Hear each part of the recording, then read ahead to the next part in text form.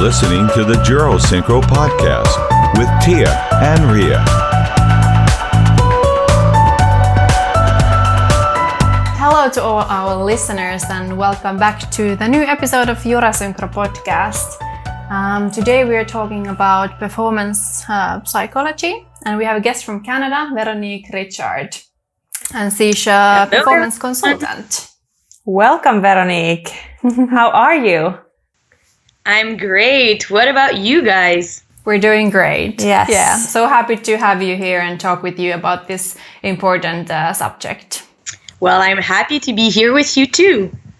So could you tell us a little bit about your background and your work experience and your synchronized skating background? Yeah, well, that's a lot of things all together. So let's start with synchronized skating, actually, because all this will be linked somehow. Well, synchronized skating is what brought me back to skating. So when I was a kid, I was skating as a single skater, started really young at 4 years old, and then I got attracted by the team sport. So I started playing basketball and soccer. I was kind of sick to skate alone. And then when I was about 13 or 14 years old, there is this synchronized skating team that started in my city, which is Cassiope. Maybe you've heard of this here in Quebec. It's quite a big club in synchronized skating. So they came to me and asked me whether I wanted to try this thing called synchronized skating. And I was like, yes, it's a team sport and it's skating. So maybe that would be the perfect mix of both my skating passion and the socialization that I was enjoying so much from team sport. So yeah, I did start this when I was maybe 14 years old and then literally fell in love with it. At the beginning, I was really bad. I didn't even have proper skate anymore. So I really needed to buy the whole thing again. And in 2003, actually, the national here in Canada, the national championship were hosted in Montreal. And I went there and I saw Les Suprêmes. And I don't know if you guys are old enough to remember that, but it was their famous comedy program. The free program was amazing and they won the national championship. Yeah, I don't know. It's in 2003. So maybe, I don't know how old you are, but so when I saw that, I was like, oh my God, this is what I want to do. One day I want to skate at that level, the senior level. And yeah, so that was back in 2003. I really, really started to commit and invest myself into synchronized skating. And then I started to coach quite young, around 18 years old. I started to coach a novice team. And this is where I was like, oh my God, this is so much fun. Coaching became kind of my other passion. So I was skating, I was coaching, still having in mind that one day I would skate senior. And at the same time, I was doing an undergrad in physical education. I was kind of like, oh, this is fun. But I knew I didn't want to become a coach as a professional career. But I also knew I didn't want to become a physical education teacher. But I loved coaching so much, and I was like, why do I love coaching so much? And I realized it was all the psychological aspect, especially in a team setup, the team cohesion, the connection between people. I don't think I was conscious at the time that I was enjoying that so much. But when I was about to finish my undergrad, this is where I was like, okay, this is my shot to try a senior team. So I decided without telling anyone, none of my friend, none of my parent. And I just drove to Montreal and went to the Supreme tryout. And that was in the region of Montreal. They train in Montreal. So I had a boyfriend at the time that was also living in this area. So I was like, okay, I go and I try it. And then finally I made the team. So then I was like, oh, okay, I have to move to Montreal. And then I found that master degree. Yeah, this is kind of So then there was this master degree at the University of Montreal, which was a sports science degree, but I could do the performance psychology specialty. So I was like, oh, maybe this is why I love like coaching so much. So then I decided to get into sports psychology at University of Montreal. Well, sports science with this like specific aspect of sports psychology while skating for the Sprem, while moving to Montreal. That was quite a crazy moment. And I was still coaching the team in Sherbrooke. Yeah, a little like bit too much maybe for 1 year. But I did it, and I'm really happy. I skated for the Sprem in 2009, 2010. Beautiful experience. And then I decided to do a PhD in same thing, sports sciences with the performance psychology specialty. And so I did that until 2016. And then 2016, I moved to Florida. So I did a 1-year postdoctoral fellowship at Florida State University in the sports psych lab. So that's a long journey, but that's pretty much the mix of both my academic and sport background. Yeah, that was a great journey from the start to the end. Yeah, a lot of things have happened, and yeah. So you skated for 1 year in Les Supremes, right? Yeah, exactly. And you talked a little bit about how your journey went, but do you have in mind what was the one thing that made you interested in performance psychology? Really, I just realized I was always a coach that liked to help skater, like with their motivation, for instance. Like I was this coach, I was coming with all the skater I've coached would laugh at this, but I was doing these big poster with like goal setting, and like I had always those systems to make sure that we were ready for performance, make sure that they were confident, that they could do all the things. So like, I think it's just this realization that I was coaching in a performance psychology mindset, kind of like, yes, the technique, the artistic side, I was like enjoying it, but like making the team ready. I developed all these processes, like the last practice before a competition. It was a really specific practice where we were going through that process of gaining confidence in all our element. Even the day of the competition, I really, really like to create a whole like routine set up where the skaters, like I could really help them manage their stress, and like I was really interested in all human behaviors, all the things that could help them perform like at their best the day of the competition. So I think that would be really what, and I realized that now I have all that knowledge. And even when I was 18 years old, I was like, oh, I was not that bad. Like my intuition was like not so wrong, even if I was young and it was just on intuition, you know? Yeah, and I can see your energy that you have here right now is so positive and big that if you would be coaching and we would be skaters, we would be already like empowered from you. And So you're working now with Team Nova, is that correct? Yeah, well, actually, it's been a little bit that we haven't seen each other because of the pandemic, of course. So I would say that over the last year, I did not really work with them. But indeed, I was working as a mental performance consultant with them for a few years before the pandemic hit us. What was your goal as their performance consultant when you were working with them? Yeah, there's definitely different aspect when I work with a team. So the first aspect is the team. I like to call this the team functioning. So how can we establish processes, goal, communication pattern that will be efficient so we are productive on and off the ice, you know, because in skating there's more than just on the ice.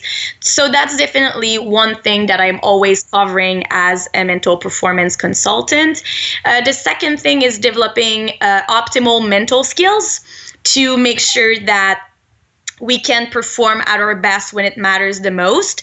So maybe we can dive a little bit more in this later on, but that's the second aspect. And of course, I also like to support coaches. So coaches also need some support to be able to, yes, offer a better coaching, but also sometimes there's some issues, personal issues or stuff that they have problem handling properly. So I think Marie-France and I are lucky because we have a long-term relationship. I know her for a long time. So we had this facility, like this ease of communication. I think I could tell her my opinion on a lot of topics, which hopefully was helping the team as well. Yeah, so you're not only helping the skaters and the team, but also the coach. Yeah, well, the benefit of like the fact that I can skate. I do this with other sport too, by the way, not just with synchronized skating, which is my sport, but I really believe in the integration of mental skills to training. So it's not just a thing that you do outside of your practice in a room, and it's not just a talking process, but when I was working with Nova, we were doing a 1 hour session before. I was explaining them different things. We were doing different activities, but then I was staying for the on ice practice. And then we were doing different activity on the ice, which is like part of the whole training. And this is when I can really see the dynamic between the skaters, yes, but also between the skater and the coaches, and how I can facilitate and help different processes. So I think this is really, really important to make the difference. And this is why it's not therapy. It's not just, it's performance psychology, and it has to be integrated like any other aspect of performance. So yeah. That's where I can kind of really talk with coaches, skaters, and be more integrated instead of just being like something you develop apart from your sport. Yeah, I think it's very important that you really help the whole dynamic, not only the skaters, but also the coaches, the back teams that are there with the skaters every day. Yeah. I think it's very, very important. It is, definitely. I think it's actually maybe the most important thing, because if you are just there once a week and the coach is there like every day or like almost every day, if she doesn't know what you're doing, or she doesn't know what's going on, or she doesn't have any support, then it's like, well, how can we continue the development of optimal like psychological states? It's impossible. So yeah, really important to work with coaches as well. How often do you usually visit the teams if you are coaching them? Is it weekly or monthly, or how many times? Well, the real answer to your question is that it really depends on my schedule. So my work with Nova, for instance, like I work with other national teams here in Canada, and that involve a lot of traveling. I also work with Cirque du Soleil. I don't know if you know this circus company, which also involves a lot of traveling. So I would like to see them every week. I think that would be a optimal frequency. Unfortunately, like I think the year we did the best job was the year 2018-19, the Halo year. I remember year more with theme than with like numbers. And that year was really good. I think I was seeing them, let's say every other week, but that was quite a good frequency, because I can really follow the team and know what's going on and stay connected with them. Some other year it was a little bit tougher, because it's always because of me, by the way. It's just because I'm not necessarily in Montreal that often. So yeah, if I had to answer what would be optimal, yes, like with other national teams that I work with, I would say like weekly is a really good like kind of timing.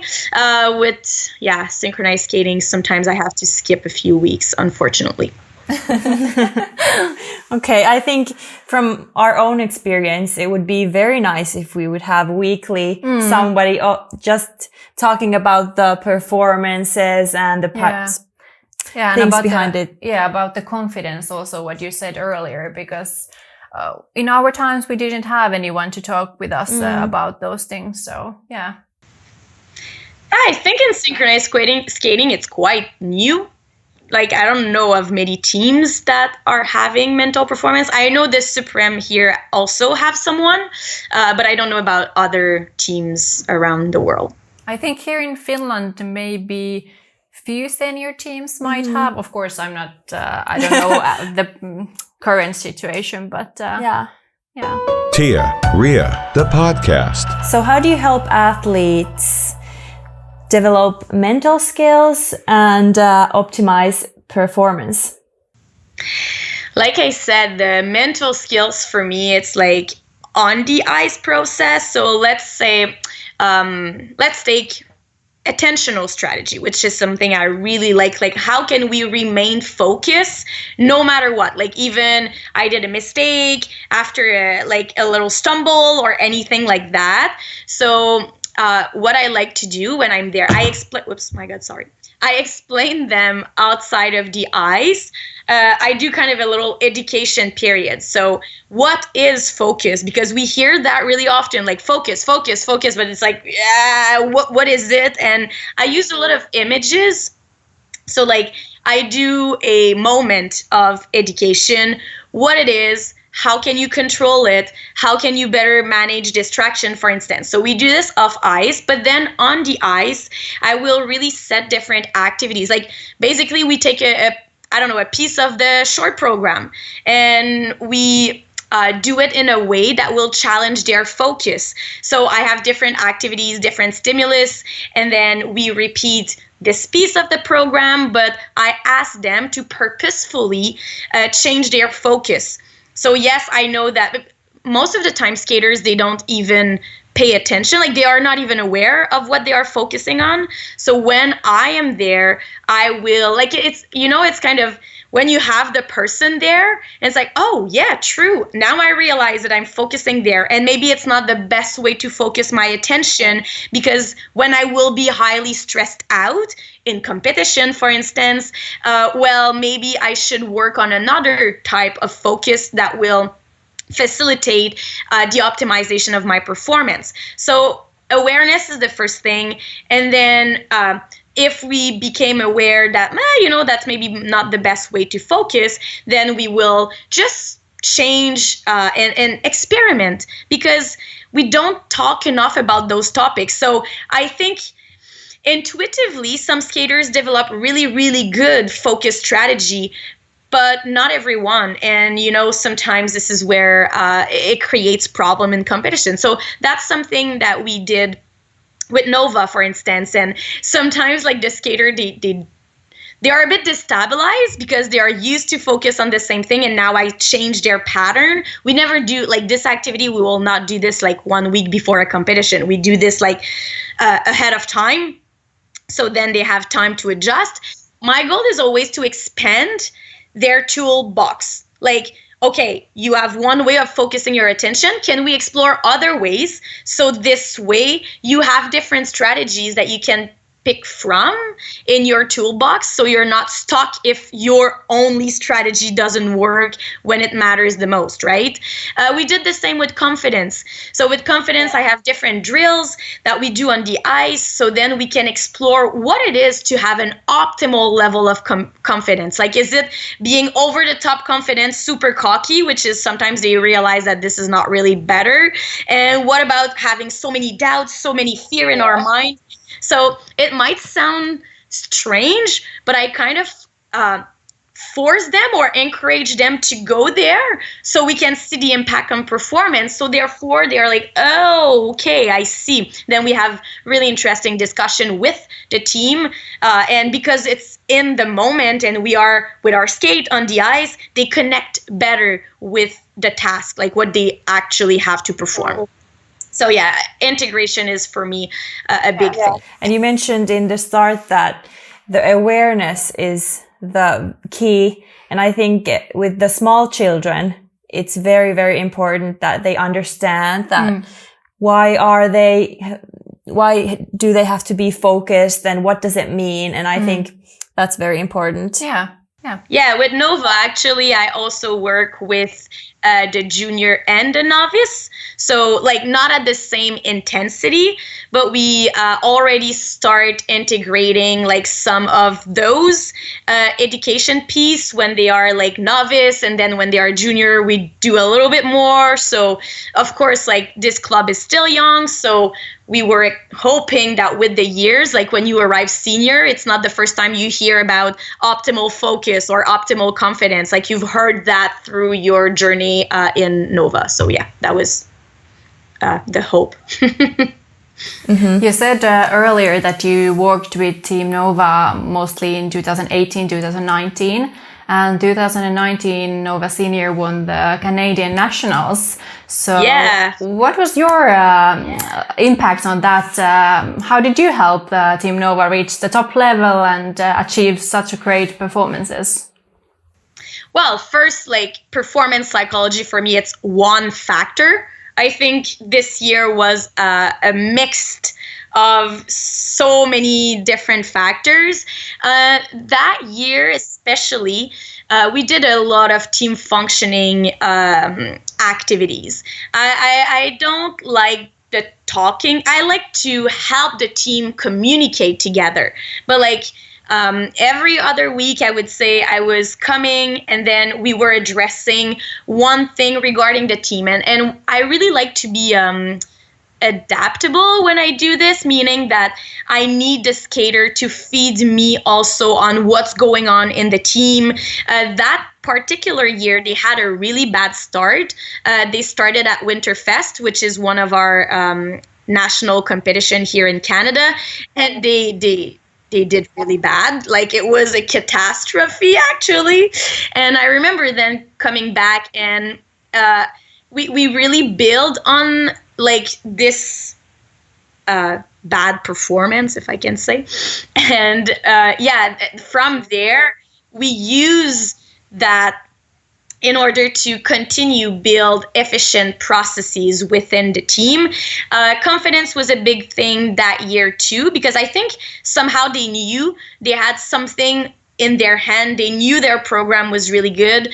And then we start working on different aspects like that. But yeah, definitely team functioning was a big thing.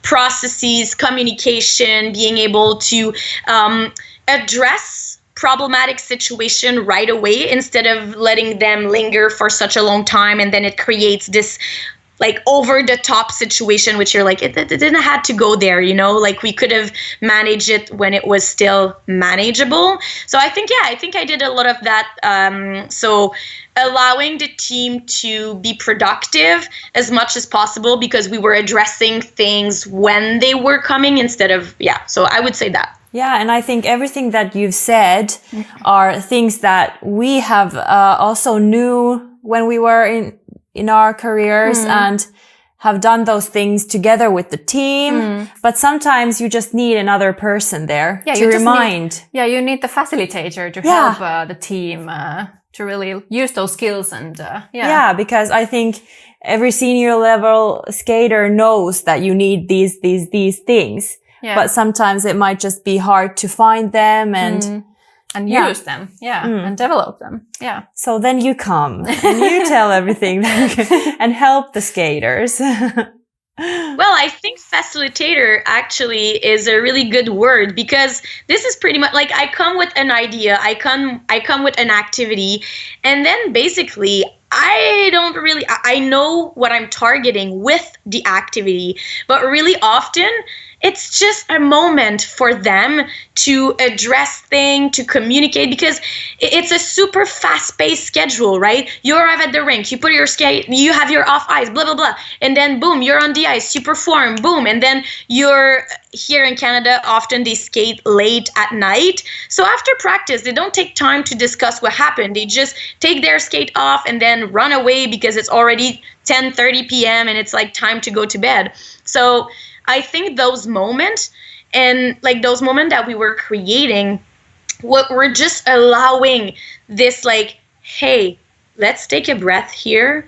Let's look at our team. Let's discuss what needs to be discussed. And I always make sure they interact a lot during this session, whether it is in small groups, so I divide them, whether it is like, okay, 2 by 2, think with another skater, and then we will come back. Like there's different, I use a lot of different method. I use like drawing, arts, like just so we change the stimulus, so then they can like express themselves differently, and then it creates also like fun moment. I remember at some point we did a storytelling of the journey by drawing, and I wanted them to emphasize like the moment in the season that they could build on, and they are not always really good in drawing, so then it creates like that was just before the national championship actually, and then we had a good laugh around it, and it brings back memories, good memories and bad memories, but that we were resilient enough to kind of bounce back from it. So yeah, it's always like fun to create. I like to create moment. I think that could be a way to summarize this. Well summarized. Yes. Are you able to say some psychological factors that affect on performance? Well, of course there's many, and it will be different. Like the level of the psychological factor would be different for different skaters, but of course, like if you can have optimal focus, if you can have optimal confidence, if you can be adaptable, like if you have those 3 during your performance, like that's really awesome. Like I think you've hit them like perfectly. If you can be in that state, that's great for the during. But there's also the before and the psychological factor that are influencing training.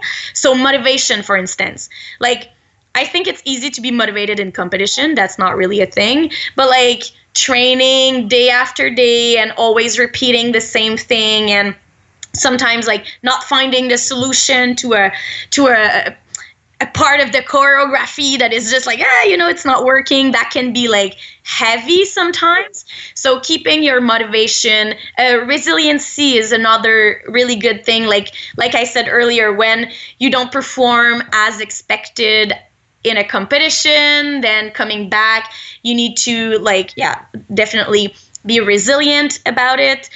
All the strategies around managing emotions. There's a lot of emotion. Like I realize working with many sport that, artistic sport, they have a closer connection with their emotion, which is great.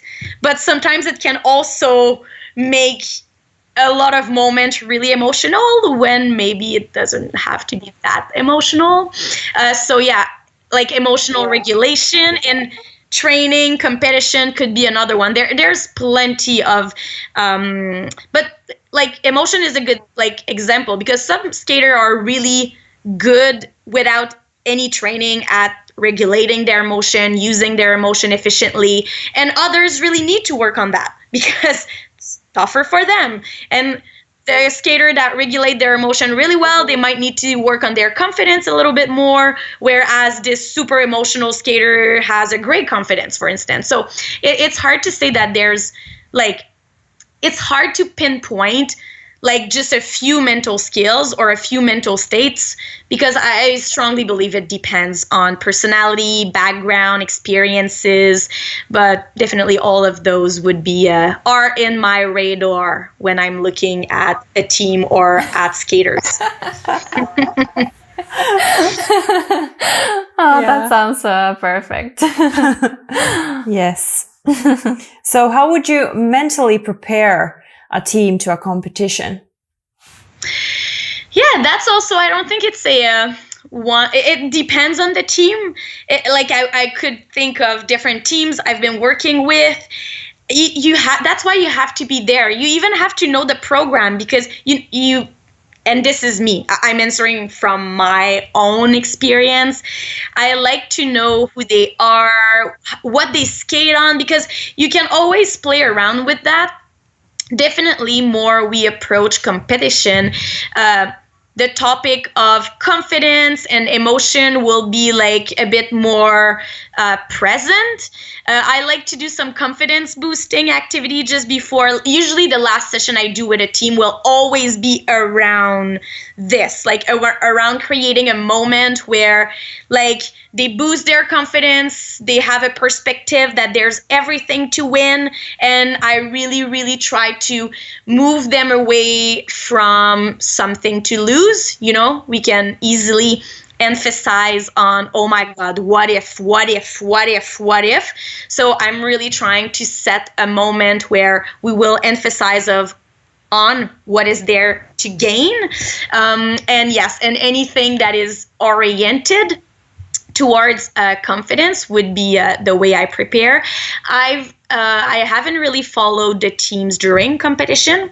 So that's like in other sport, I'm attending competition, so that would be a whole different answer. But yeah, at the end of the day, if you can make sure they are emotionally at the right place and like having the right level of confidence, I think you have given them the opportunity at least to thrive.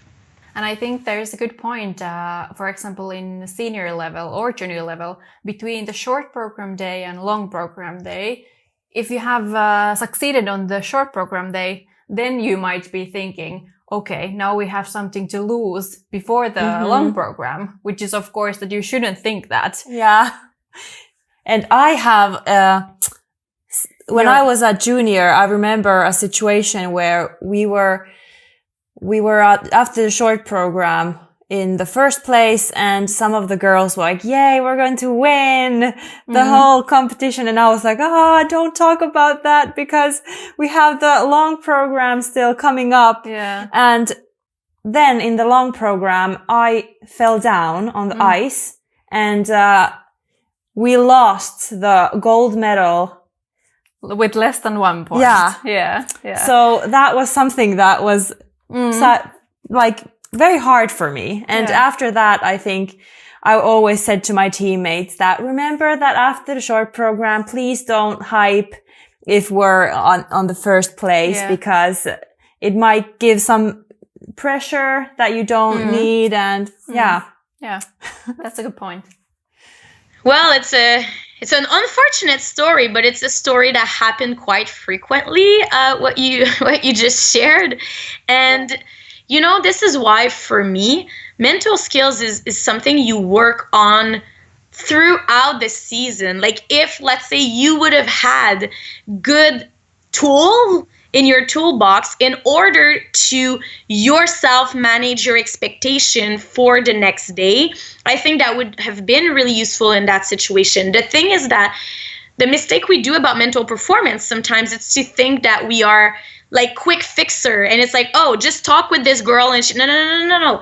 I always tell teams that I work with, athletes, it's like, we will work hard on those skills. Therefore, whatever situation happened, like your situation where your team was like a little bit excited about this first place after the short program, and you took it as a kind of a pressure to perform really, really well the next day for the long program. But like if you would have just had a few skills, like, okay, how can you change your perspective about tomorrow?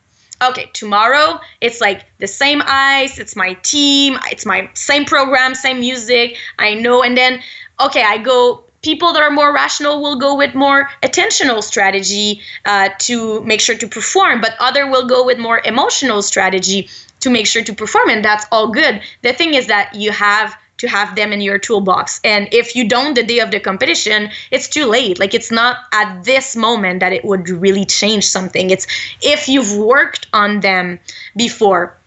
By the way, we do, to practice those principles, we do different drills, such as like, okay, we will take one element and we will be like, okay, we need to hit this element 3 times in a row. And then, of course, like, let's say a pivoting block, which sometimes it's really tough. And you have one, you miss the next one, you have one, and then, oh, you have 2. And then you know that if you hit the third one, we will move on to the next element, which everyone, oh my God, pray that we can. But this is where you have the opportunity to work on that type of skills, which is like, hey, now we are really close. And you need to remain focused. You need to remain really confident about that and not change your mental process, because now it's like, I'm almost there. It's like, no, you're not yet there. Therefore, and then this is the type of activity that I will do on the ice with the skater. And then I compare. You remember between this short and this long program when you got a bit lost into your excitement? Well, this is a good example of what could happen. So we talk about it. Just addressing those things ahead of time is actually a good thing to do too. Yeah, and you mentioned earlier that you need those tools in the box that you can use them. And that's why I think that you should really start at a young age, already developing these skills. Because if you start them at junior or senior, it might have taken many years that you develop the 100%. But if you started at juveniles novice, you might know everything at junior already. So I think that's very important. Yeah. Yeah, and also it would give more opportunity to work on higher level skills when you are senior. Like sometimes yes, it's unfortunate, but I still need to go in really basic skills because I realize that, they don't even know like these words, or they don't really know what it means to be resilient. They don't really. So if we could start indeed younger, it's something that a lot of, whether it is athletes or artists are telling me, oh my God, if I would have known that earlier, it would have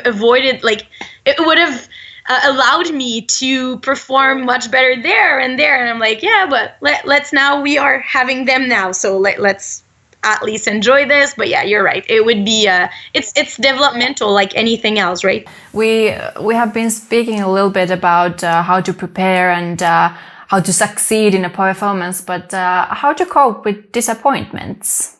Well, that's again a something that I don't want to say that you prepare in advance to be disappointed. It would be amazing if a season would go without disappointment, right? We all hope for the best, but at the same time prepare for the worst.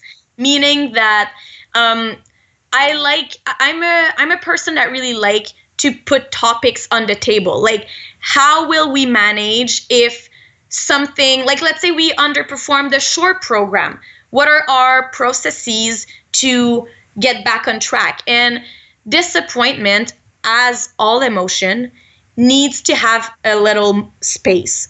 Meaning that, we have this tendency to be like, oh, no. Like, let's get back on track. Let's not cry.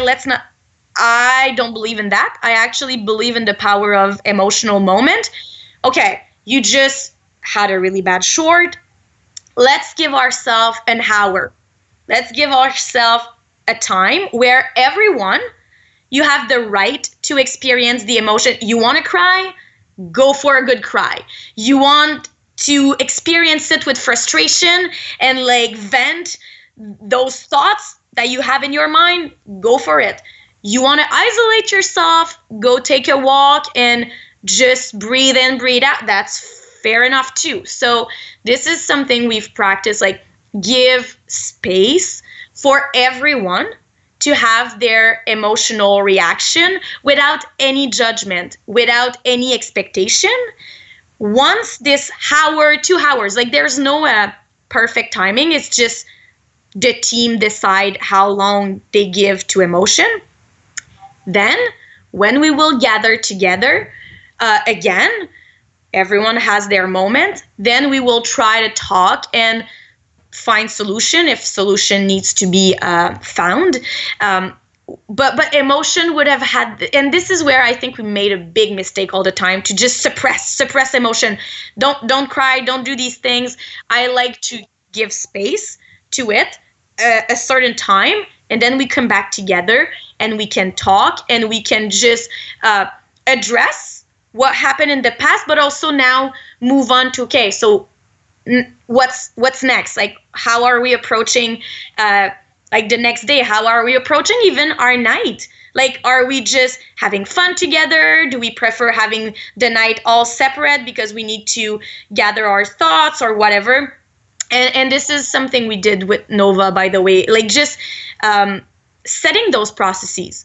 What if that happened? And I know sometimes it might sound contradictory, because why would you talk about failure? It's like, well, you always have this choice.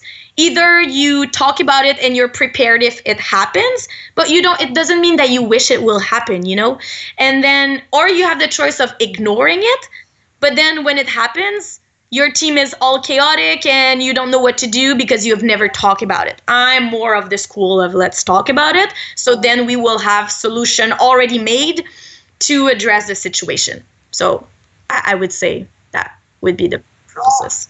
And when you make the solution and talk about it beforehand, it's much more quicker to move on when the failure comes, because then you don't have to start thinking about it at that state. You have already those tools in the box. And then you can start with the normal training again more quicker. Yeah.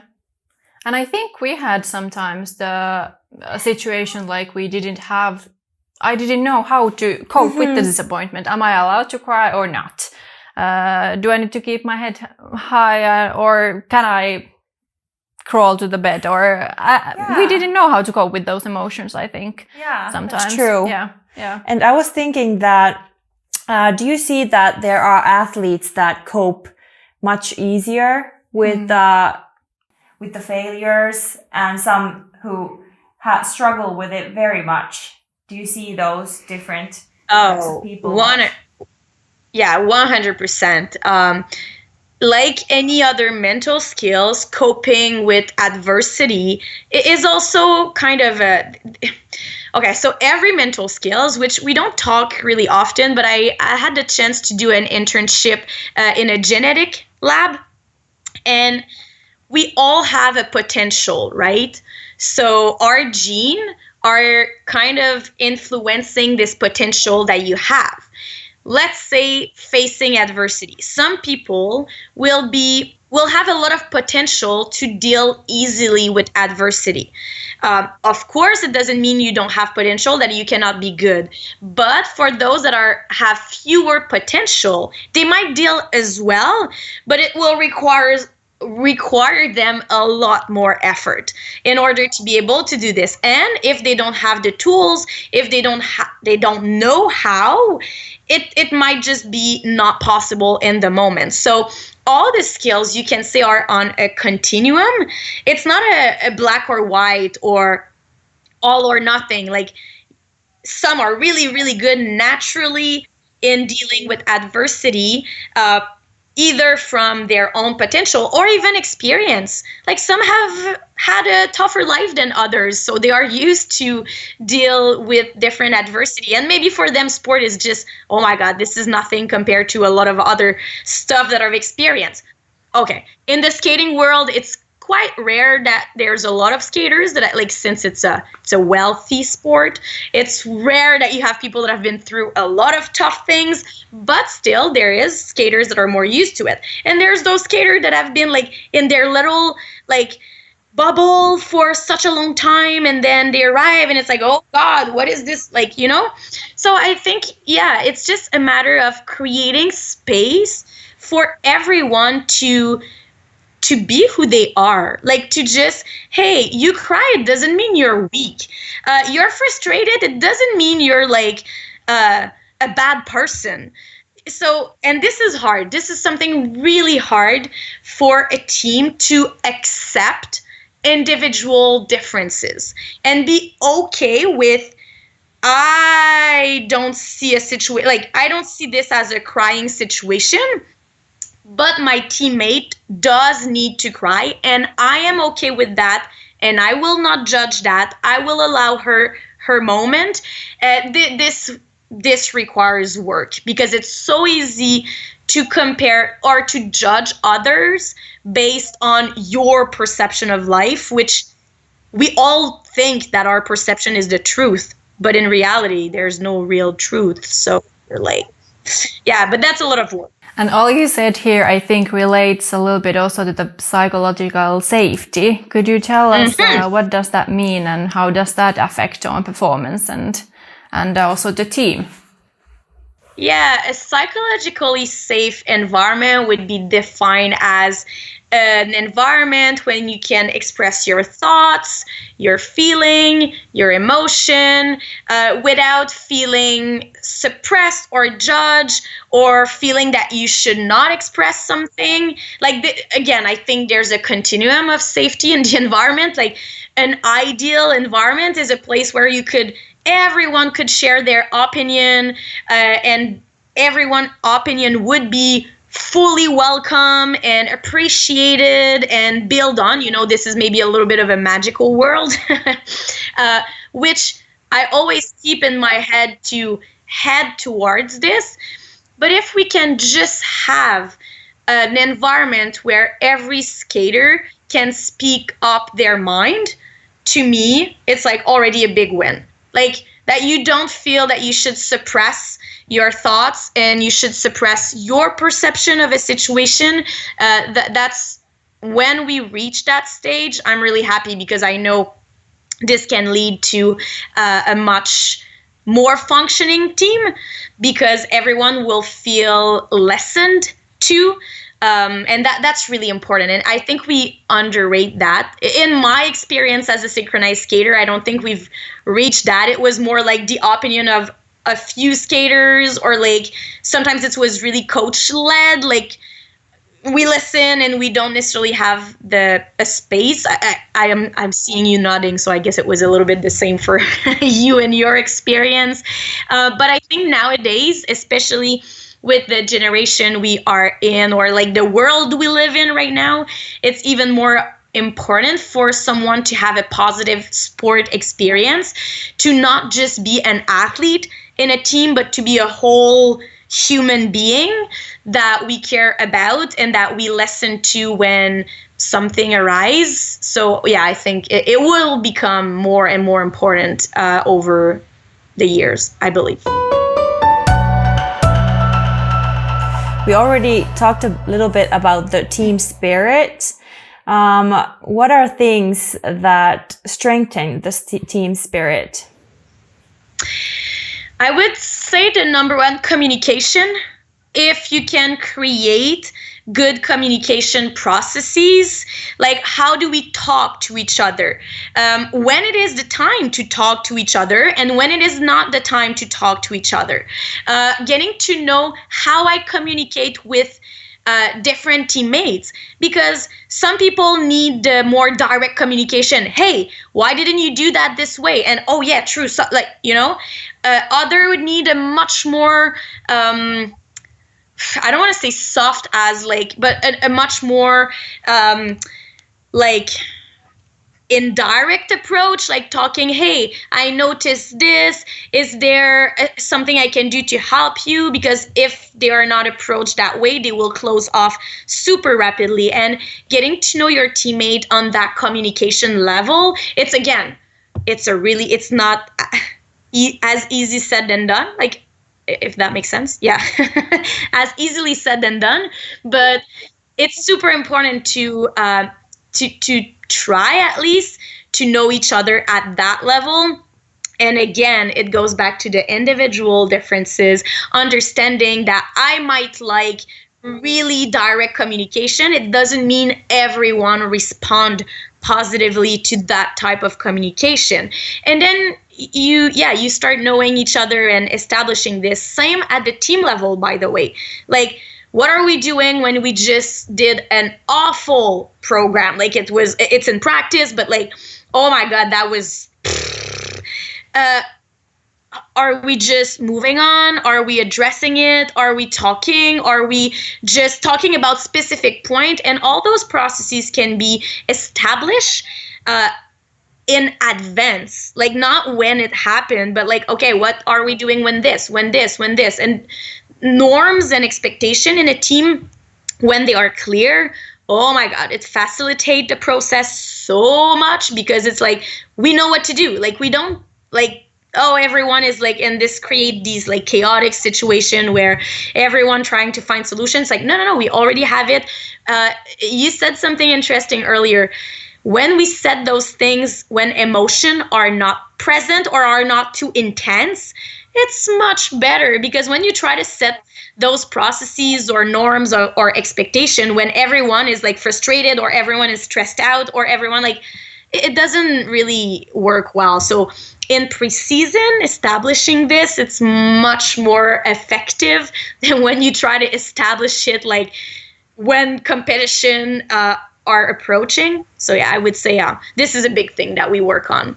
Yeah, and I think just preseason, also the team bonding, like we really, at least we in our career, we really like focused on the team spirit, and it was an important thing preseason. Yeah. Yeah, and I think we both have been in a team where the team spirit was great. Everything went like so smoothly. Yeah. And then we've been in teams that the spirit has been so hard, and we're struggling, and and I think every week you try to make it better, but it doesn't work. Yeah. Maybe we were lacking the tools in our toolbox. Yeah. We were.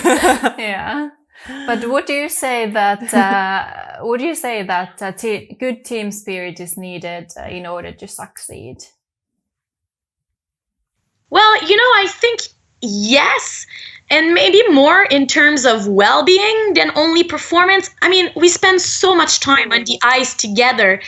Imagine when every time you entered the rink, it's going to be a tough 3 hours of arguing, of not getting along, of like, this is heavy on the overall psychological well-being. It's not just about performance, but it's like, if you go to the rink every day, like kind of with this heavy load on your shoulder, because you're like, oh my God, what would it be today? Like, who will complain? Who will like freak out? Who will, this is not a fun environment to evolve in.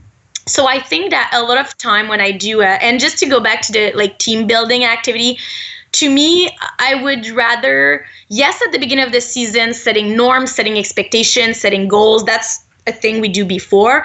But then I like to have to keep having those activities throughout the season. I think this is a mistake that a lot of teams do. Oh, we'll do this big activity in the summer, and then after that we think everything is all good. We've done this one activity which was super fun and super like interactive and stuff, but then we don't address anything anymore. And it's like, no. We'll do maybe a bigger, or we will focus a little bit more in the off season, but then we'll have these moments throughout the season. That's why I always do things like within an activity setup. So it's like bringing back this like team building at the same time, like throughout the season. But yeah, so that's one thing. Okay, so if we summarize the team building aspect, I would just suggest a few things. Do it throughout the season, not just a big activity at the beginning of the season and then you don't talk about it anymore during the season. Make sure you set your processes when you are emotionally neutral. So the earlier you set the processes, the communication processes, how will we handle conflict? How will we handle tough situation? How will we handle stressful situation? Like before stress or conflict arise, that's always a good thing. And also if you want, I didn't talk about it, but integrating coaches into, like considering coaches as part of the team is also a good thing. I'm not necessarily having coaches all the time in the sessions, because sometimes it's good for the skaters to just like speak freely without like anyone watching, except me facilitating, of course. But really often at the end of a session, when our processes are set, when the discussion have happened, then we bring the coaches in and then we present them. Because like if you just do it in the team and the coach is not necessarily aware, that could be a good thing to do as well. Yeah, that is a very good point actually, to bring the coach also to the process. Yeah, very good point. next we would have a this or that for you. So just answer quickly. The first one you think is the best. Yeah, so there's 5 questions and 2 options in each. Group lift or intersection? Group lift, 100%. Easter or Christmas? Christmas. Short program or a long program? Long program. Meditation or motivational speech?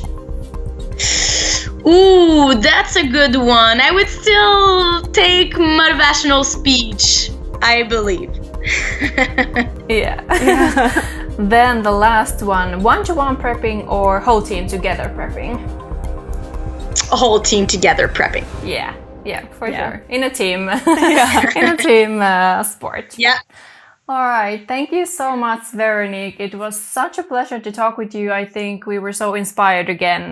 Yes. With everything you said, and we had so much fun to talk with you. Yeah, and all the points that you said are things that me and Tiia really know, but maybe it would be good if we would have someone in our careers that would have always said that, remember these. Yeah. And I hope every team really takes these points and maybe gets inspired and tries to figure out more better things. Yeah.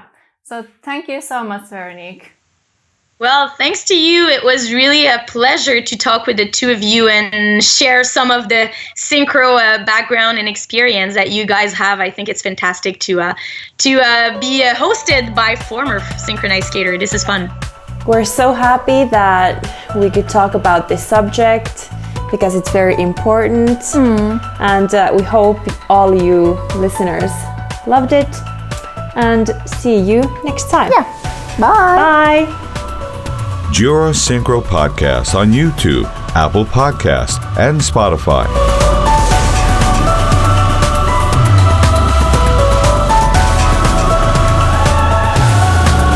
The musical theme of this show was created by Scatmix.pro and Carl Hugo.